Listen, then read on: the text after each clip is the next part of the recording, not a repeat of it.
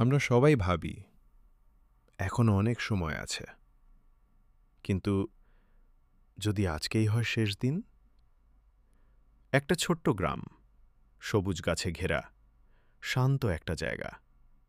সেই গ্রামেরই এক ছেলে, তার নাম আরিফ। ছোটবেলা থেকেই সে ছিল অন্যরকম। ভোরে ঘুম থেকে উঠত, মসজিদে দৌড়ে যেত। লোকজন বলতো, এই ছেলে একদিন অনেক ভালো মানুষ হবে।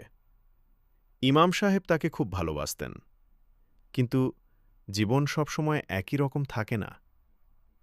একদিন আরিফ শহরে চলে গেল। নতুন জীবন, নতুন বন্ধু। শুরুটা ভালোই ছিল, কিন্তু ধীরে ধীরে সব কিছু বদলাতে শুরু করল। বন্ধুরা বলতো, এইসব নামাজ কালাম ছাড়, লাইফ এনজয় কর। প্রথমে সে না বলেছিল। তারপর একদিন একটা নামাজ ছুটে গেল। তারপর 2 দিন, তারপর 1 সপ্তাহ। তারপর সে আর মনে রাখল না। এদিকে তার মা প্রতিদিন বিকেলে রাস্তার দিকে তাকিয়ে থাকতেন, হাতে একটা পুরনো ফোন। বাবা, কবে আসবি? কিন্তু ফোনটা বারবার কেটে যেত। আরিফ তখন ব্যস্ত, বন্ধু, আড্ডা, হাসাহাসি। সে ভাবত, সময় তো আছেই। কিন্তু সময় কখনো অপেক্ষা করে না। একদিন একটা ফোন এলো, তোর মা আর নেই। সে যেন বিশ্বাসই করতে পারছিল না। তার বুকটা ফাঁকা হয়ে গেল।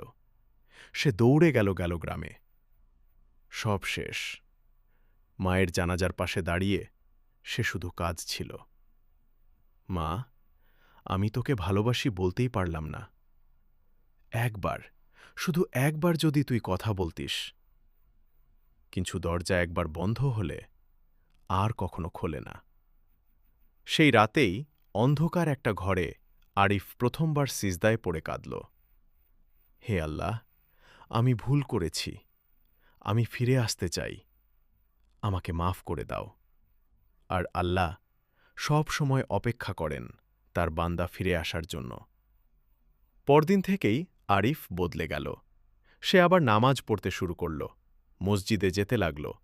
যে বন্ধুদের সাথে সে পথ হারিয়েছিল তাদেরকেও বলত, ভাই, জীবন ছোট, ফিরে আয়। কেউ শুনত,